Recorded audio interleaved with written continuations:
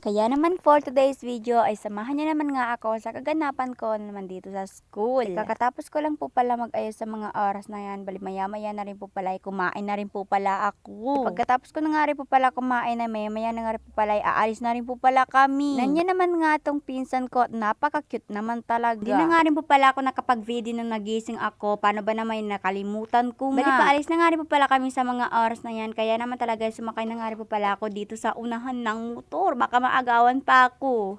Huy! On the way na rin po pala kami sa mga oras na yan. Tapos kasama ko na nga rin po pala itong mga tita ko. Uy, sana all may tita. Nakarating nga po pala kami. Tignan nyo naman nga at napakarami na rin po pala ng mga estudyante rito. Napasok na rin naman ako sa mga oras na yan. Paano ba naman may freestyle nga po pala ngayon. Fast forward na nga rin po pala at kasama ko na nga rin po pala yung teacher namin sa TLE. At tignan nyo naman nga at napakasipag na mga tao nito. Siyempre, sasama nga rin po pala tayo dyan. Gawa ng para din naman to sa grade natin. Diba? Diba ang babaita? Plastic para to. Uy, tao to. Hindi to plastic. OA. Forward na nga rin po pala at tanghali na rin. Gawa ng time na rin po pala kami sa mga oras na yan at kailangan naman nating umuwi. Napakainit pa naman. Nung makarating nga rin po pala ako dito sa bahay, tahimik na nga rin po pala dito. Napakatahimik. Tapos kakain na rin ang babaita. O diba, di mo akalain. Pagtungo pa lang sa bahay at kakain na naman.